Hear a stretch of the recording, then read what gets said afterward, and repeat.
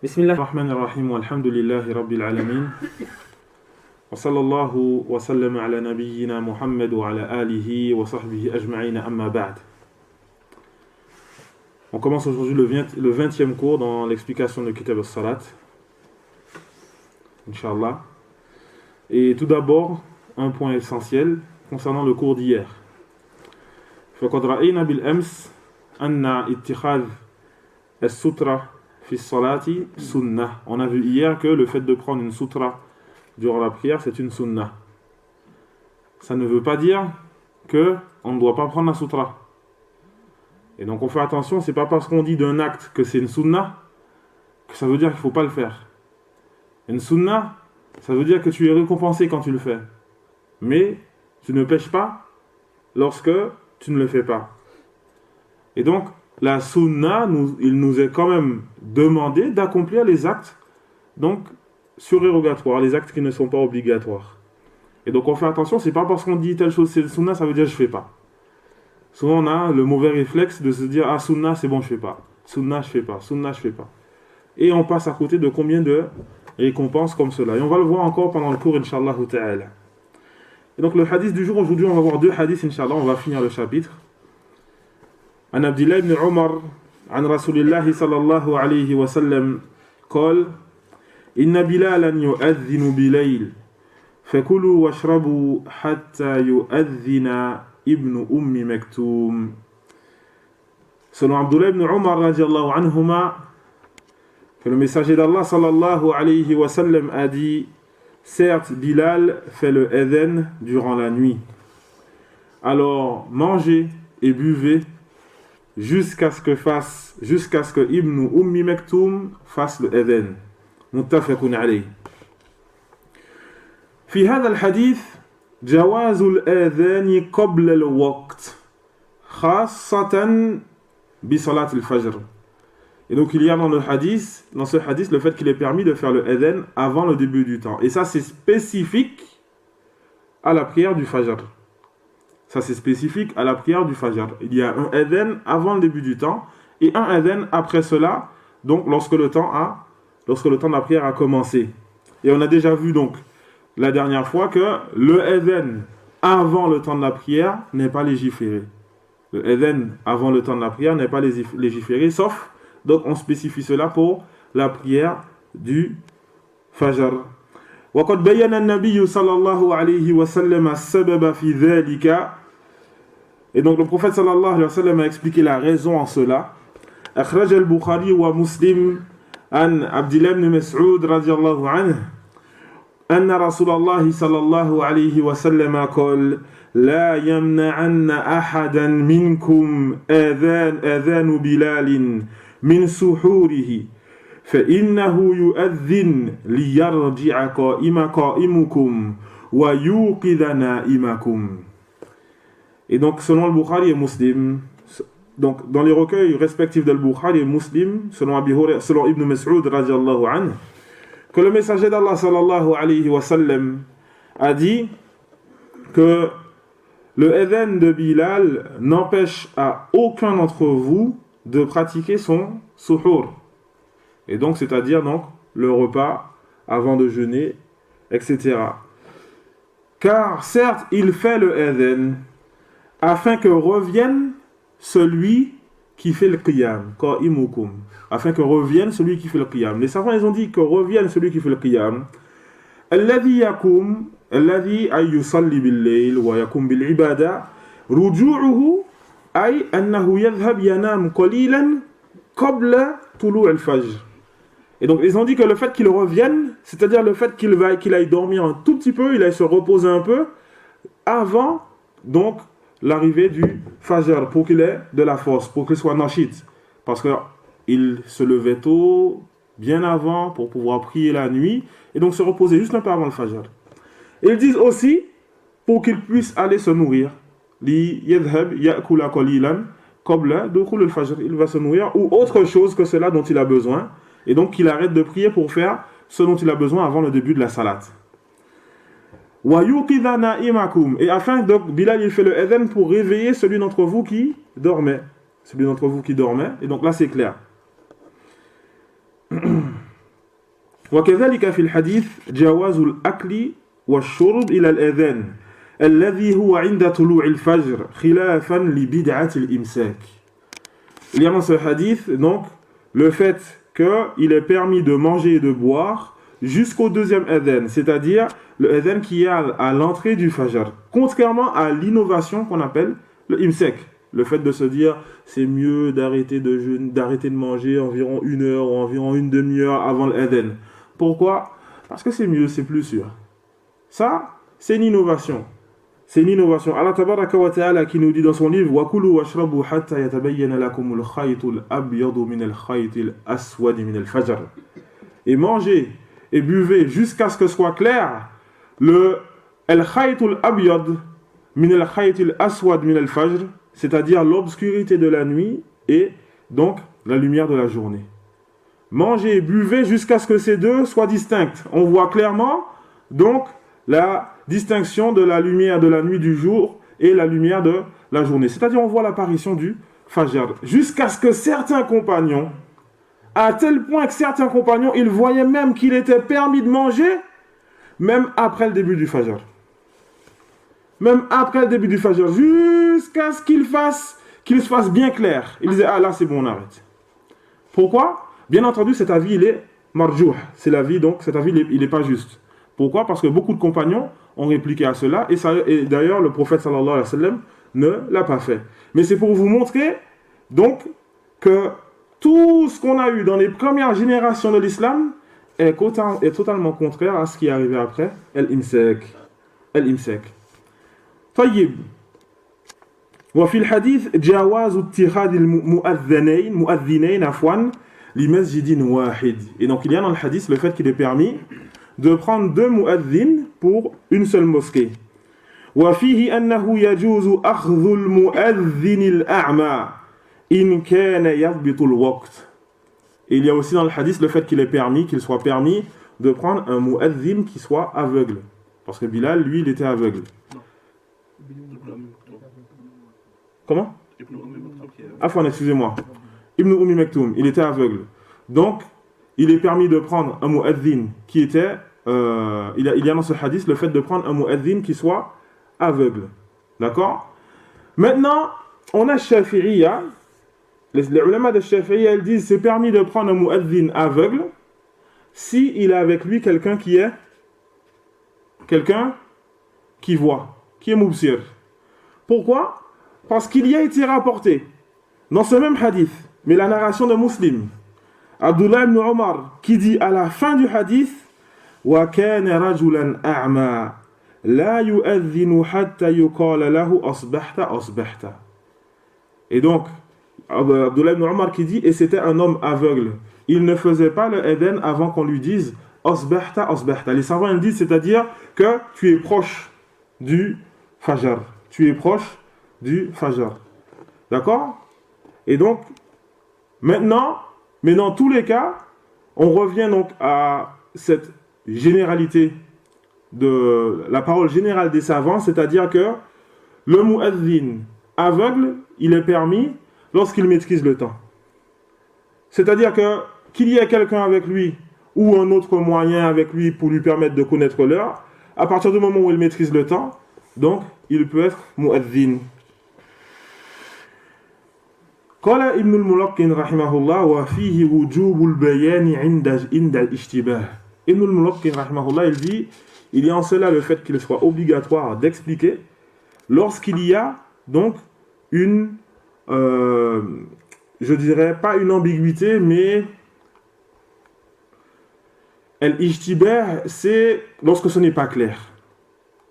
Lorsque ce n'est pas clair. Ici donc le prophète sallallahu alayhi wa sallam, il a expliqué donc pour que ça soit clair pour tous que attention, ce n'est pas parce que vous entendez ce adhan là qu'il faut arrêter de manger.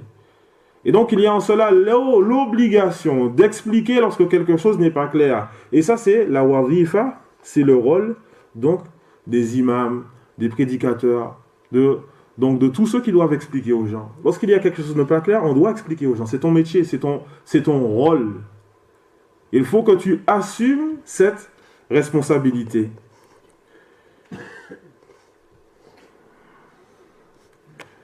ثم الحديث الثاني, donc le deuxième hadith, عن أبي سعيد الخدري رضي الله عنه قال قال رسول الله صلى الله عليه وسلم إذا سمعتم المؤذن فقولوا مثل ما يقول. Et donc, عن أبي سعيد الخدري, tu peux me passer un stylo, s'il te plaît. عن أبي سعيد الخدري رضي الله عنه, que le messager d'Allah صلى الله عليه وسلم a dit, si vous entendez le mu'adhin, alors dites comme il dit. Alors donc, prononcez la même chose, les mêmes paroles que lui. Barakallahu fik. في الحديث مشروعية إجابة المؤذن. Il y a dans ce hadith le fait qu'il est légiféré de répondre au mu'adhin, c'est-à-dire de répéter ce qu'il dit. ذهبت الظاهرية والحنفية إلى الوجوب لأن الأمر يفيد الوجوب. الظاهرية ainsi que الحنفية, l'école zahirite et hanafite, ils voient que il est obligatoire de répondre, donc de répéter ce que dit le mu'adhin. Pourquoi? Parce que al-amr yufid al-wujub. L'ordre dans la législation implique une obligation. Quand on voit un ordre du prophète, cela implique une obligation. Ils disent, le prophète sallallahu alayhi wa sallam a dit, faqulu mithla ma yaqul. Alors dites comme il dit. C'est un ordre. Ils disent, il n'y a rien qui montre par la suite que c'est mustahab. Pourquoi? Parce que la base, ils disent, tout ordre dans la législation implique une obligation, sauf s'il y a une preuve à part qui montre que c'est mustahab, que c'est recommandé et pas obligatoire. Ils disent, il n'y a pas de preuve qui montre que c'est recommandé, et donc on reste sur la base, c'est que c'est obligatoire. وَذَهَبَتِ الْجُمْهُورِ إِلَى أَنَّهُ مُسْتَحَبٌ. Et la majorité, la grande majorité des savants, ils voient que c'est recommandé. فَمَا أَدِلَّةُ الْجُمْهُورِ. Quelles sont les preuves de la majorité? استدلوا بحديث رأيناه سابقا هو قول النبي صلى الله عليه وسلم لمالك بن الحويرث إذا حضرت الصلاة فليؤذن لكم أحدكم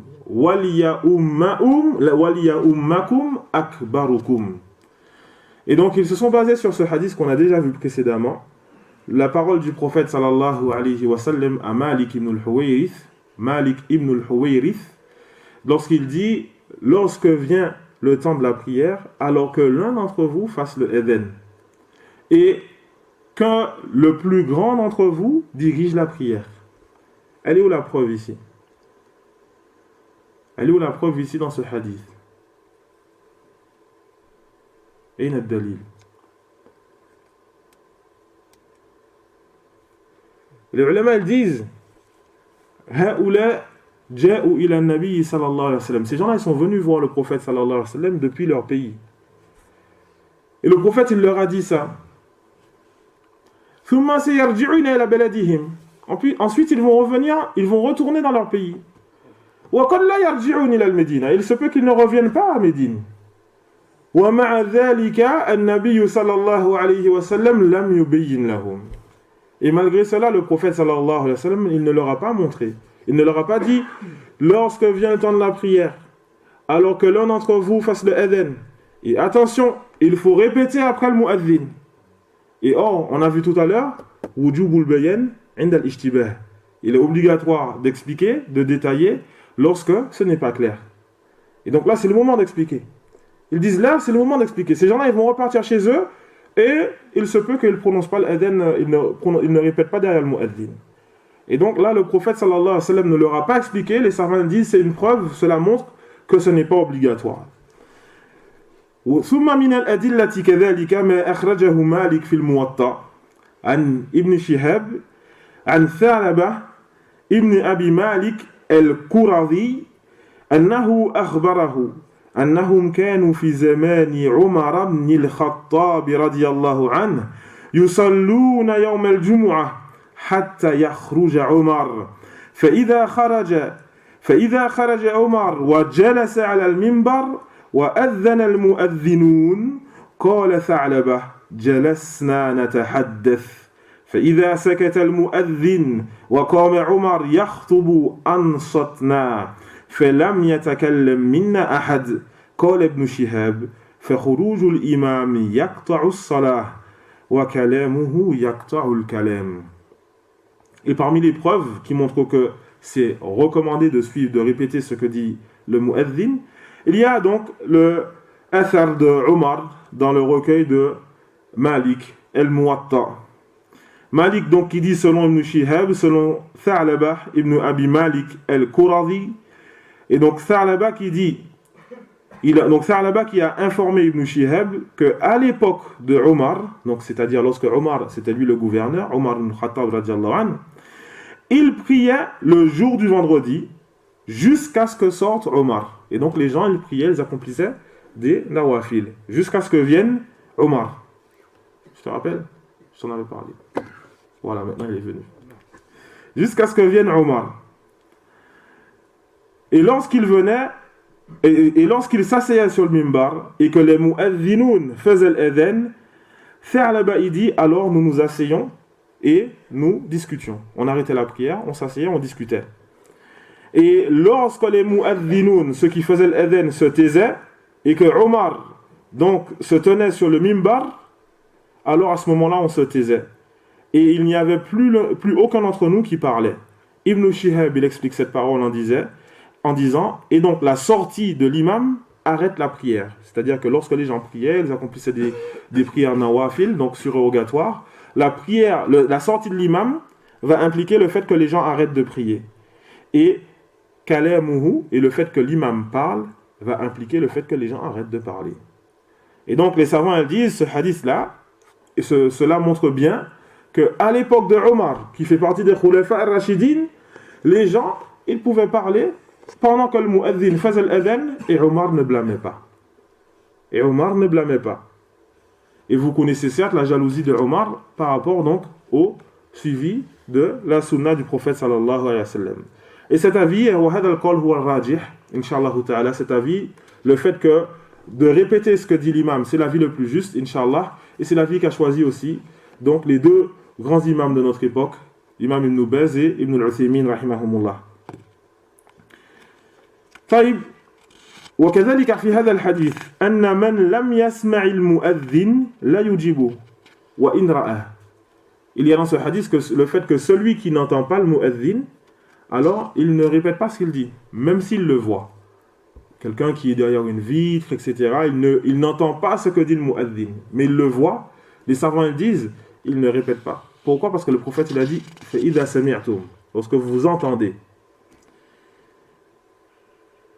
وكذلك قال العلامة ابن العثيمين رحمه الله بعدم إجابة المؤذن على الإذاعة لأن النبي صلى الله عليه وسلم قال إذا سمعتم المؤذن وهنا لم نسمعه لكننا سمعنا تسجيل صوته السابق.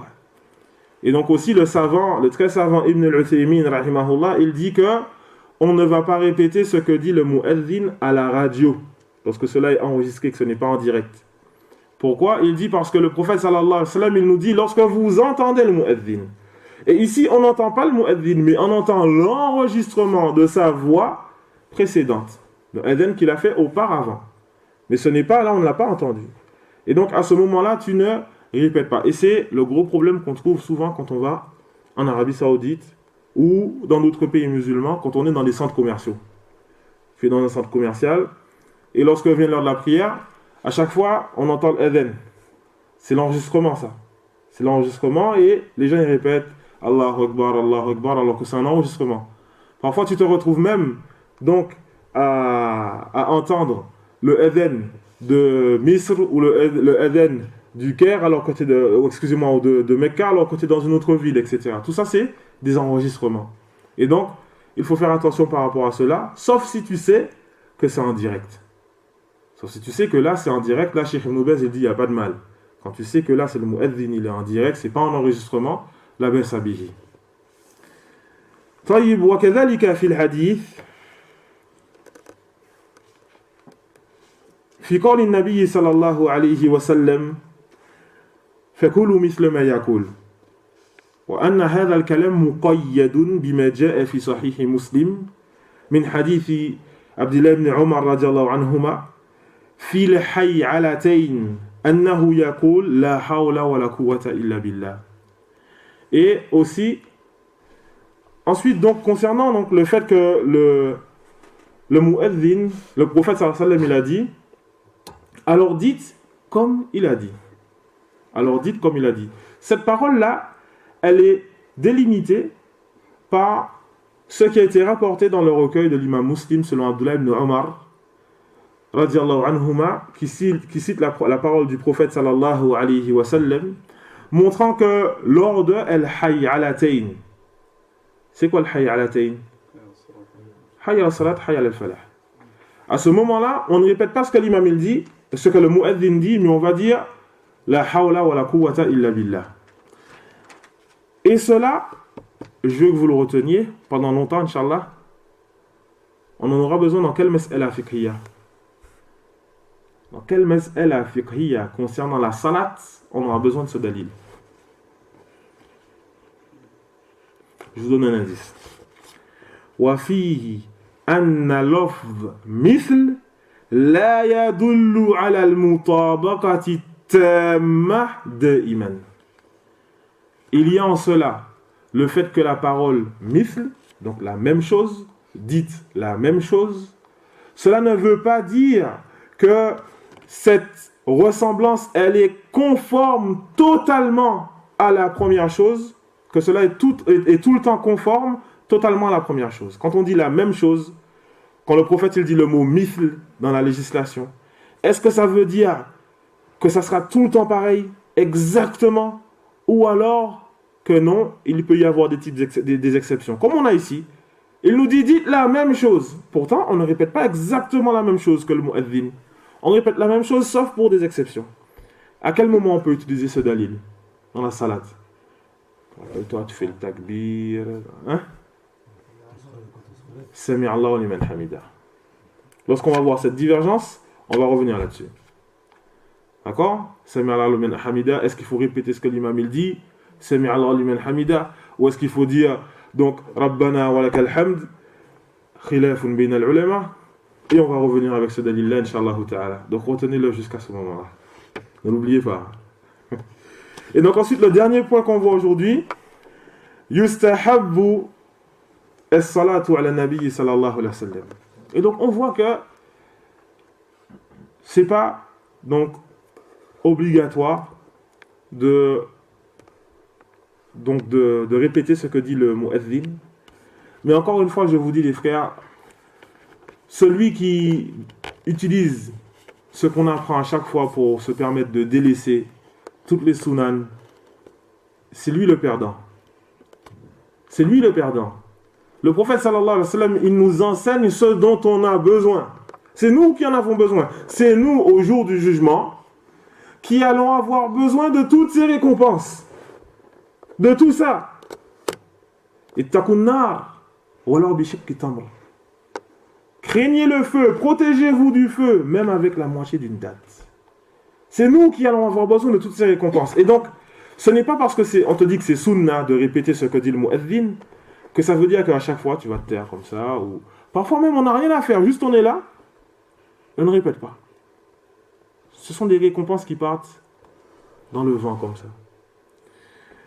Et donc il est recommandé aussi après l'adhan, de faire la prière sur le prophète sallallahu alayhi wa sallam, c'est-à-dire as-salatu ala nabi sallallahu alayhi wa sallam, c'est-à-dire invoquer pour le prophète sallallahu alayhi wa sallam. Et aussi de demander pour lui al-wasila. Al-wasila, certains savants disent a'la al-manzila fil jannah, le plus haut degré du paradis. Muslim, il cite dans son recueil, selon Abdullah ibn Amr ibn al-As radiyallahu anhu, que le prophète sallallahu alayhi wa sallam a dit إذا سمعتم المؤذن فقولوا مثل ما يقول ثم صلي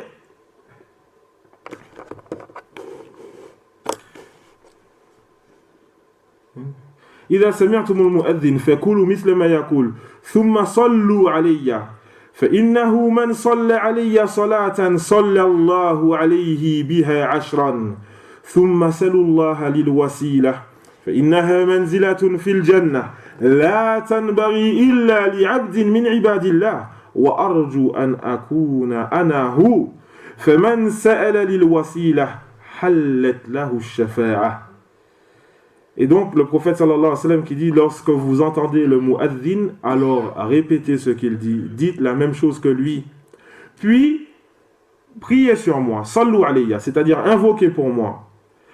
Car certes, celui qui invoque pour moi, donc une salade, donc une fois, alors, certes, Allah tabaraka wa ta'ala, yusalli faqad sallallahu alayhi ashra. Ça veut dire quoi? Donc Allah qui prie sur lui 10 fois. On avait dit quoi? Ça veut dire quoi, salat ici? Hein? Non? La salat d'Allah invoquée. On va te dire, mais Allah il invoque qui? Et donc c'est quoi salat? Hein? La mention du serviteur. La mention, c'est-à-dire? Il le mentionne, il fait donc ses éloges. Le fait que Allah tabaraka wa ta'ala fasse ses éloges. Et donc celui qui va donc faire la salat sur le prophète sallallahu alayhi wa sallam.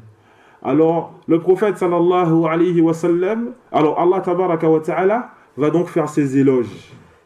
Il va faire ses éloges, subhanahu wa ta'ala. Et ensuite il dit le prophète sallallahu alayhi wa sallam, et demandez à Allah pour moi al-wasila. Car certes, c'est un degré au paradis qui ne convient qu'à un seul des serviteurs d'Allah. Et j'espère que je suis celui-ci. Et donc, celui qui demande en ma faveur al-wasila, il va bénéficier de mon intercession. Et là, Cheikh al-Islam Ibn Taymiyyah qui nous dit une très belle parole, il nous dit Na'am, li'anna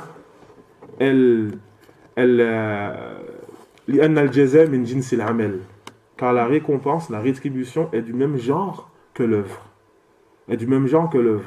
Parce que lorsque toi tu fais salat à la Nabi sallallahu alayhi wa sallam, c'est une invocation. Une invocation pour entraîner un bien et repousser un mal. Entraîner un bien et repousser un mal. Et donc, qu'est-ce que shafa'a, l'intercession du prophète sallallahu alayhi wa sallam? C'est aussi le fait que le prophète intercède pour entraîner un bien et repousser un mal. Et donc, ne laisse pas toutes ces récompenses passer. Ne laisse pas tout cela passer. On a déjà vu les différents types d'intercession. Pour ceux qui ont des péchés, qui doivent rentrer dans le feu, que le prophète intercède pour eux pour qu'ils ne rentrent pas dans le feu, qu'il aille directement au paradis. Ceux qui sont rentrés dans le feu, qu'il intercède pour qu'ils sortent du feu et qu'il aille au paradis. Pour ceux qui sont rentrés directement au paradis, qu'il intercède pour qu'ils montent en degré. Et donc, ne laisse pas passer comme ça les récompenses. Ne laisse pas passer, tu en auras besoin, Inch'Allah, yawm al-qiyamah. Subhanakallahumma wa bihamdik, ashhadu an la ilaha illa ant, astaghfiruka wa atubu ilayk. Jazakumullahu khairan.